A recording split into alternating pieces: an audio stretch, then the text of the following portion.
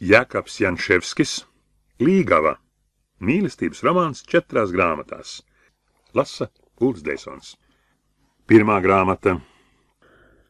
8. nodaļa. Kauns. 2 nedēļas pagāja, un noliktā svētdiena pienāca, kad Matīsam bija jāiet ciemā pie ciebas, tomēr viņš negāja, pat nedomāja to darīt. Gan sirds, jūtas un visi prāti viņam trauktin traucās pie iemīlētās skuķes. Veselas 2 nedēļas mācītāja muižā, diena kas diena to redzēdams un satikdamies, viņš bija ļoti ar to sarādis, un viņam bija tik patīkami, zinot to sev ar vien kaut kur tuvumā. Kad rītiem nākdams no bēniņiem zemē ieraudzīja mācītāja muižas priekšnamā, vadzīja viņas villaini, viņam katreiz sirds ietrīcējās tik savādi, tik neparasti tīkami, tik priecīgi. Vai pa dienu dārzā vai pagalmā, kad ieraudzīja citu meiteņu pulkā pazibam viņas sarkani rūtēno galvas lakatu, vai atkal mācības istabā, kad redzēja viņu meiteņu rindā sēžam ar gludeni sasukātiem matiem un sarkanu zīda matpīni bizē, cik viņš tad bija jūties laimīgs. Tad viņam likās tīri neizprotami, ka viņš līdz šim bez tādas meitenes bija varējis iztikt. Kur viņš tad bija varējis likt savas acis, kad viņam nebija ieskatīta un noskatīta skaistā cieba, uz kuru nu vienmēr tā tika lūkoties un mielot acis un dvēseli pie viņas daļā auguma, pie viņas skaistās sejas? Un par ko īsti viņš tad gan bija varējis domāt? Pēc kā ilgoties, kad viņam šī meitene nebija vēl pārņēmusi visas jūtas, visus prātus?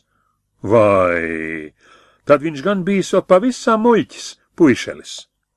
To nu viņš sevī gaiši atzīst. Kas gan ir zēna dzīve bez skaistas mīļas skuķes?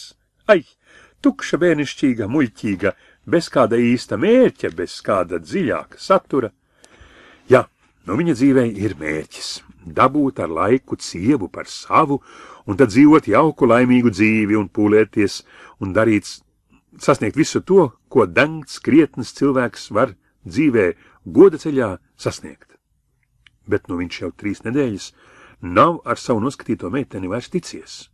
Vienu svētdienu tikai pie baznīcas to redzējis, un tas ir viss.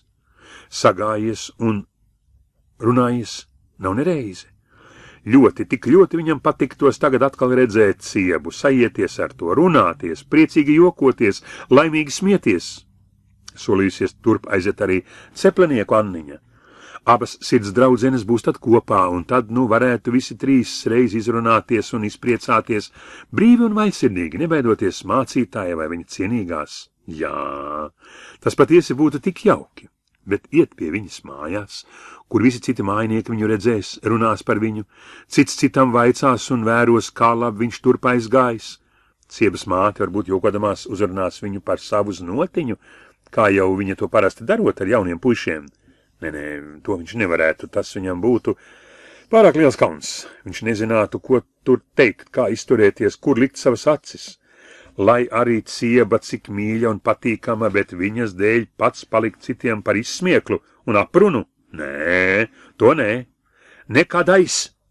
Lai arī sirdī diez kā patiktu, bet sirdī ikreiz nedrīkst padoties, jāklaus arī prātam. Tā viņš sevī spriež. Un zēna vīrišķības un lepnuma jūtas ņem virsroku pār visu citu. Viņš nolēma neiet pie ciebas un paliek pie sava lēmuma. Lai viņu nemocītu veltīgas ilgas, kurām šodien nav vēlēts piepildīties, viņš paņem savu stabuli un aiziet aiz Birzes upmalē, kur uzstabulēs un gaidīs atnākam lauksarga dēlu ar kokli, lai tad abi kopā saspēlētu kādas dziesmas, ko vasaras vakaros puiši un meitas, iedami mājup no darba, mēdz dziedāt.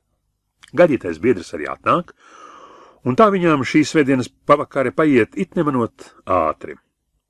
Nākošā nedēļā kādu dienu, kad Matīs pat laban abi ar tēvu dārzā strādā, māte to sauc, lai ienākot iekšā. Iegājis istabā, Matīs sev par pārsteigumu un neaprakstām prieku ierauga ciebu.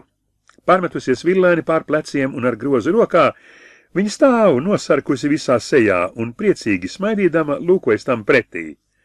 Teicās nākusi pirkt kāpostus tādus saviem saimniekiem, kam šogad lecekļi nepavisam nesot padevušies. Māte nu raida abus dārzā pie tēva, kas parādīs, kur stādi plūcami. Divatā vien pie kāda liela lecekļa viņi plūc, skaita un liek grozā stādus, bet tēvs tālāk strādā savu darbu. Divatā vien būdami, viņi sarunājas tagad droši un netraucēti. Pirmais vaicājums Ciebai, kāpēc viņš svētdien neatnācis? Redzot mīļo meiteni sev visā tūmā, redzot viņas daļo augumiņu sev priekšā kustamies un lokņājamies, un brīdi pa brīdiem ieskatīdamies viņas tumši dziļajās mīlīgajās acīs, Matīs nevar vairs saprast, kāpēc viņš īsti nav aizgājis. Tagad viņam pašam kauns par savu mazdūšību. Ko gan viņam, puiša cilvēkam, vajadzējis tā kaunēties un baidīties? Lai meitenes baidās un kaunas. Kamdēļ viņam to vajadzēja darīt? Iedomājoties, cik jauki viņš ar šo daļo skuķi būtu dažas stundas varējis Lāčbitēs padzīvot, viņš savu vīrišķības lepnumu un prāta gudrību ieskata tagad par iedomātu muļķību un aizlaistu to projām ar visiem vējiem. Tomēr, kautrēdamies, teikt Ciebai taisnību, viņš tai melš, kas svētdien tālab nav varējis aiziet, ka pie viņiem bijuši atbraukuši rādi no dzimtenes novada. Bet, kad viņš ieminas ko par ceļa nezināšanu, Cieba solās citreiz abas ar Anniņu iznākt tam līdz dišceļam pretī. Nu viņi triec un tērzē jokojas un smejas par dažādām lietām, kas viņu iešaujas prātā, un beidzot Matīsam vajag nosolīties, ka nākošā svētdienā viņš patiesi noies, jo rādi taču X svētdienas nebrauks viesos. Kad gross pilns stādiem un Cieba Matīs tēvam par tiem samaksājusi dzirsies iet projām, māte sauc, lai abi ar Matīs ienākot atkal iekšā. Izrādās, ka māte pa to starpu paspējusi izcept siltu plāceni, ar ko pacienāt Matīsa viešņu. Tas tagad garo uz galda, un tam līdzās noliktas arī 2 krūziņas salda piena. Māte saka Matīsam, lai sežoties pie galda palaunagā, un arī Ciebu, lai vedot līdz pie galda. Cieba gan gribētu aizbildināties, ka mājās jau pēdusi labu launagu, vēl nemaz arī nesot palaunaga laiks, un esot jāsteidzas mājās, ka nedabū rājiena, bet nekāda atrunāšanās nelīdz. Māte saka, viņa tak nevarot savu vedekliņu nepacienātu laist projām, jo tas nebūtu koši. Matīs nu piesēdina Ciebu pie galdiņa, sarkstošiem vaigiem un viens otram priecīgi skatīdamies acīs, viņa ēd un dzer. Paši apzinās, ka tas ir liels notikums viņa mūžā. Pirmo reizi viņi kopā pie viena galda. Cieba čukst šo pirmo kopējo palaunagu, viņa nekad neaizmirsīšot. Māte saka, lai viņi radinoties tā kopā sēdēt pie viena galda un priecīgi un saticīgi baudīt Dieva dāvanu, jo dienās laikam iznākšot pāris. Abi viņi tik priecīgi un laimīgi kā vēl nekad. Kad māte iziet namā, viņiem labā izdevība arī bučoties vai citādi pagaloties. Tēvs izsauc Matīs uz brīdi dārzā. Kad viņš ienāk atkal iekšā, Cieba jau piecēlusies un taisās iet projām. Viņš to pavada līdz parka vārtiem. Ejot viņa tam pārmet, ka tas milzis viņai niekus. No mātes viņa nu pat dabūjusi zināt, ka pagājušo svētdien nekādi rādi nesot viss viesos atbraukuši. Matīs pagalam samulsis, nokaunējies un nelaimīgs, tā pieķerts blēņās. Bet es tāpat nevarēju aiziet, man bija cits kas svarīgs darāms, bija kāds cits svarīgs ierops. Viņš aizbildinādamies izsaucis ar nepatikšanu, censdamies vienu nepatiesību slēpt ar otru. Cieba uz tām nesaka nekā, tikai ciet viņam piekodinādama, nākošā reizē, turēt vārdu. Bet, kad nākošā svētdiena pienāk, Matīsam atkal nav dūšas. Viņam nāk prātā, ka Cieba bez šaubām būs stāstījusi savai mātei par viņas uzņemšanu te muižā, un ka viņa māte to dēvējusi par savu vedekliņu. Tad viņš var būt drošs, ka Ciebas māte viņu atkal savukārt dēvēs par savu znotiņu. Varbūt tagad jau ļaudīs to tā daudzina. Meitenēm, protams, tas nav nekas, kad dēlu mātes tās padaudzina par savām vedekliņām. Tās pašas par to priecājas un smejas, vai arī vēl citu priekšā palielās, vai atkal par tādu daudzināšanu nosarkst un no kaunas, un tas tām labi piestāv, jo viņas tad izskatās vēl jau skaistākas.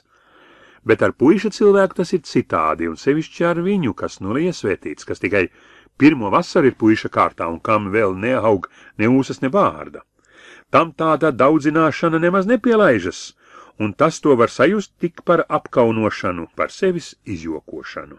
Es tomēr tik nevērtu sevi neturu, ka ļautu par sevi jokot un smieties kā par bērnu. Tā viņš sevi spriež. Laikā būdams, bet viņš noņemas arī šodien neiet pie Ciebas, un baidīdamies, ka Cieba ar Anniņu, nākdamas viņam pretī līdz dišceļam, varētu varbūt atnākt līdz pat muižai un medināt viņu sev līdzi, Viņš tikko pusdienu paēdis iet tūliņ staigāt, dodamies cauri parkam uz mežu, pavisam uz otru pusi no lāču bitēm.